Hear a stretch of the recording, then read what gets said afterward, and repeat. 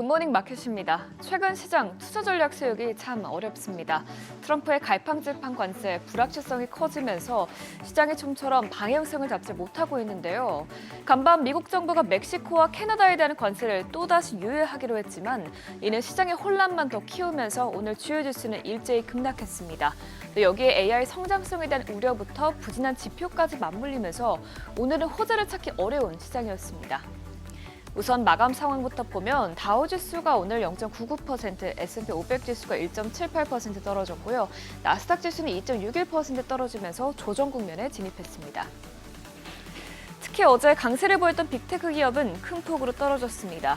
기대를 모았던 마벨 테크놀로지가 부진한 가이던스를 내놓으면서 향후 AI 수익성 둔화에 대한 우려가 커지자 오늘 엔비디아가 5% 넘게 급락했고요. 나머지 기업들도 모두 약세를 보였습니다.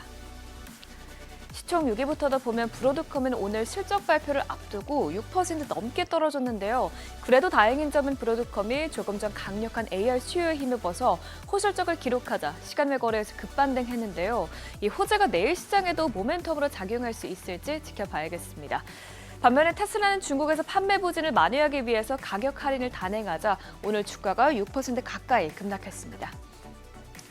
이어서 오늘 공개된 지표도 살펴보면 트럼프의 행보로 여러 가지 경제 데이터들이 영향을 받고 있는 것으로 나타났는데요.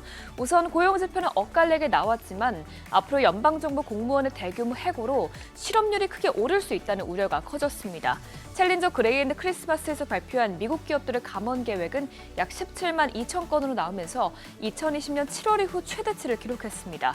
특히 이 중에서 정부 일자리가 6만 2천 건 정도 감소한 것으로 나왔는데 이를 보고 조사 측은 도지가 취한 조치의 영향과 또 이로 인한 정부 계약의 취소로 인해서 감원 계획이 크게 급증했다고 밝혔습니다.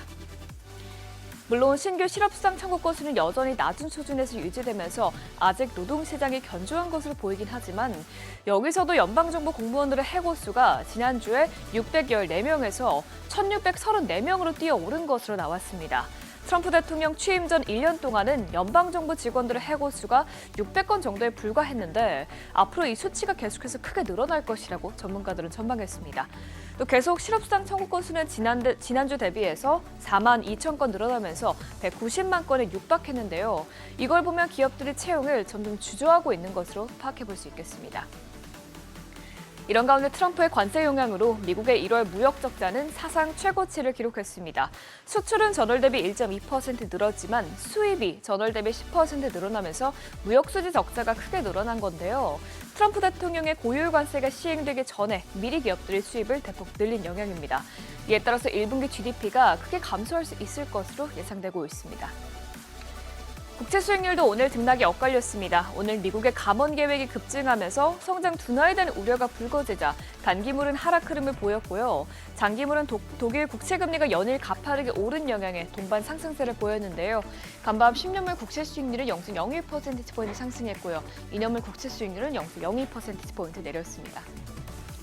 어제 큰 폭으로 빠졌던 국제유가는 여전히 낮은 수준에서 움직였습니다. 경기 둔화 불안감과 관세 정책 불확실성이 계속되면서 원유 수요에 대한 우려가 커지면서 유가가 좀처럼 상승하지 못하고 있는데요.